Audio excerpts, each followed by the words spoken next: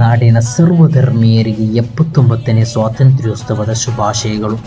ಗೆಳೆಯರೇ, ಸ್ವಾತಂತ್ರ್ಯ ಸಂಗ್ರಾಮದ ಕುರಿತು ಗತಕಾಲದತ್ತ ಕಣ್ಣಾಯಿಸುವುದಾದರೆ ಸರಿಸುಮಾರು 79 ವರ್ಷಗಳ ಹಿಂದೆ ಪರಕೀಯರಿಂದ ಮುಕ್ತಿಗೆ ಬೇಕಾಗಿ ಹಲವಾರು ಗಣ್ಯರು ಹೋರಾಡಿದ್ದಾರೆ.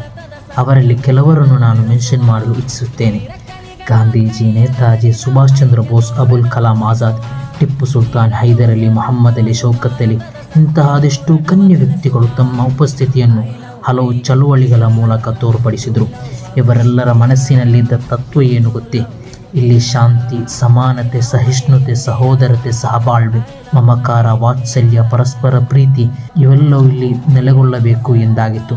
ಇಂತಹ ತತ್ವಗಳಿಗೆ ಬೆಳಕು ಚೆಲ್ಲುವಲ್ಲಿ ನಮ್ಮ ಪಾತ್ರವು ಒಂದಿರಲಿ ಎಂದು ಹೇಳುತ್ತಾ ಮತ್ತೊಮ್ಮೆ ಮಗದೊಮ್ಮೆ ನಾಡಿನ ಸರ್ವಧರ್ಮೀಯರಿಗೆ ಅಲ್ ಮುರ್ಷಿದ್ ರೇಟ್ವೆ ವತಿಯಿಂದ 79ನೇ ಸ್ವಾತಂತ್ರ್ಯೋತ್ಸವದ ಹಾರ್ದಿಕ ಶುಭಾಶಯಗಳು.